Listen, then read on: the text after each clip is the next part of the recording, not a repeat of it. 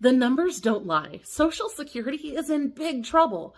There are 3 simple solutions that could stabilize Social Security for the future, but will politicians have the guts to do it?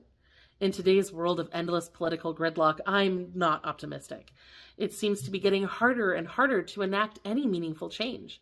But just between you and me, there are 3 desperately needed changes that could make all the difference for this critical benefit program. As we review these changes, remember that the Social Security Administration estimates that the trust fund will run out in 2034. That's not very far in the future, and it's all because this program spends more than it brings in every year. But don't worry, these slides from the Social Security Administration assure us that the program can't run out of money. That's because even if the trust fund does run out of funding in 2034, continuing income would cover 80% of the scheduled benefits, and then they'd cover 74% of scheduled benefits in 2097. That doesn't seem like a great plan to me. A sudden 20% drop in the value of those benefits would be catastrophic for millions of seniors and people with disabilities who rely on them. The Social Security Administration repeatedly assures us that Congress will most likely take action to shore up the program before that happens, but why wait? Why not do something right now to fix the problem? After all, there are 3 fairly obvious solutions that could make a huge difference. Let's start with an easy one. Did you know that the government only collects payroll taxes on the first $168,600 that someone earns? Any earnings above that aren't taxed for Social Security at all. According to Investopedia, that means that the most any employee will have withheld from their paycheck for Social Security is $10,453.20, even if they make millions of dollars a year. In fact, many millionaires pay less than 1% of their total earnings towards Social Security. According to the Center for Economic and Policy Research, high-income earners may only contribute for 1 or 2 months of the year before they hit that payroll tax cap. The Center for Budget and Policy Priorities estimates that changes to the tax cap could close roughly 1/4 to nearly 9/10 of Social Security's solvency gap, depending on how they were structured. It's obvious that removing or at least raising the payroll tax cap would provide a quick infusion of cash into the Social Security program. This would significantly increase funds, especially as income inequality grows. It's so obvious, in fact, that the Congressional Budget Office has already said that raising the limit to $250,000 a year would keep Social Security solvent until 2046. That's an extra 12 years. So, why won't the government do it? There are a lot of reasons that politicians and lobbyists object to raising the Social Security payroll tax cap. They say that it would disincentivize high-income workers, that it's a tax on the rich or on businesses, that it would hinder the economy. Others argue that if you're going to pay more into the system, you should be able to get more out of it. Of course, it may also have something to do with how money is distributed in this country. While only 6% of Americans in the United States earn more than $200,000 a year, wealthy households tend to be overrepresented in Congress. After all, the average salary for a member of Congress is $174,000, which is above that $168,000 limit. Higher-ranking members of Congress are obviously paid even more, and that's just their salary from Congress. That doesn't include any extra perks or benefits, and it doesn't include any other household income from sources like investments or businesses. In 2020, more than half of our elected congressional lawmakers were millionaires, so when they talk about taxing the rich, that often includes themselves. Unfortunately, it all comes down to the issue of money in politics.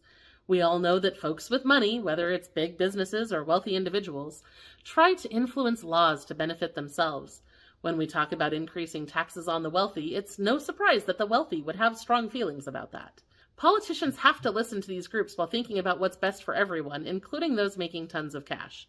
To top it off, those same politicians need money to get reelected, and guess who often donates? It gets messy because they have to balance what their donors want with what's actually good for the rest of us. Now, obviously, raising the payroll tax cap is one way that the government could stabilize Social Security. It's probably the easiest of all the proposals. The next one would be quite a bit harder to implement, but before we get into that, I just want to remind you that our sponsor Injury Claims can help you fight for the Social Security benefits that you deserve. Whether you're filing for the first time or appealing a denial, their team can help you get the money that you've worked for. Go to lowincomerelief.com/SSDI to start your first claim, or lowincomerelief.com/claimhelp to start your appeal. All right, now I know this next proposal is going to sound a little bit crazy, but what if we put income limits and asset limits on Social Security? What if we adjusted the rules to ensure that Social Security benefits primarily go to those who need them most? Some say this turns Social Security into welfare, and it is a shift. One of the core ideas of Social Security is that you earn those benefits by paying your payroll taxes.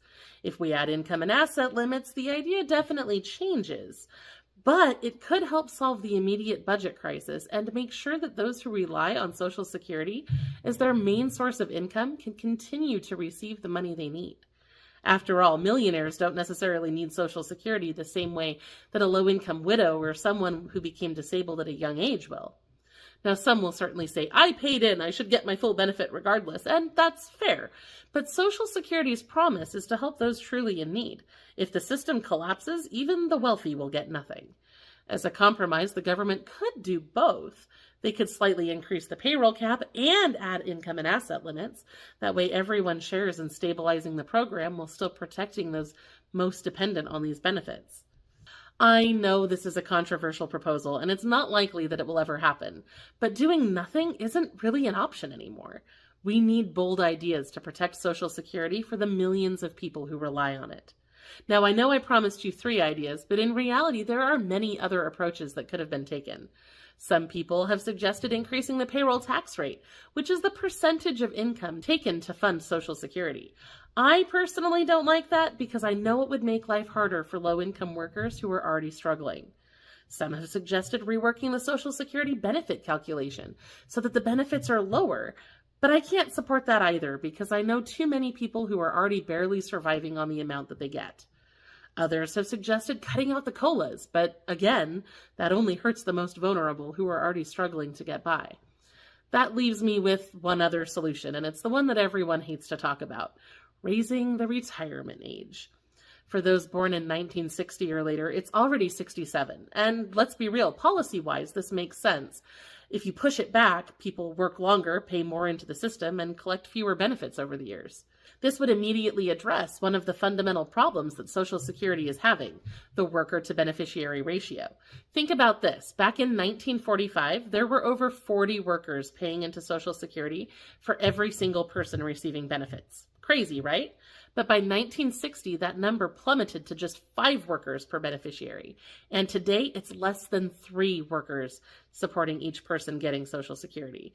This shift is a major source of the problems we're facing. Some experts say we might need to push that retirement age way past 70 to fully fix things. And, look, I know it might be necessary, but I'm probably going to complain about it the whole way. I'm only about halfway there, and I'm already so burned out that I'm not sure how I'm going to make it to retirement age as it is. But I guess I'll figure it out. And at least I have that luxury. Since I work for myself, I have a lot of freedom to adapt, and I don't have to worry about ageism in the workplace or becoming physically unable to do a physically demanding job. I am acutely aware that I have luxuries that not everyone has. And that's why raising the retirement age is a tough proposition. This seriously hurts folks in physically tough jobs who just can't keep going that long. For someone with health issues, it can be really hard. And when you consider that 40% of workers over the age of 40 have experienced ageism in the workplace, we also need to consider whether it's really practical to expect people to keep working until they're 70. Politicians know that raising the retirement age is like handing out a cold plate of broccoli. No one's going to cheer. It's not what they asked for. Nobody wants to work those extra years, and the folks it hurts the most are often those who rely on Social Security the most. It's a lose-lose scenario for anyone thinking about re-election. I know that none of these solutions are perfect, and I'm certainly not saying that I have all the answers, but the longer we kick this can down the road, the harder those solutions are going to get. If we want Social Security to survive, we need to get uncomfortable and start having tough conversations. So, what are your thoughts? What solutions would you consider? And don't forget to go check out our latest video for more ways to save money and get free stuff. I'll see you there.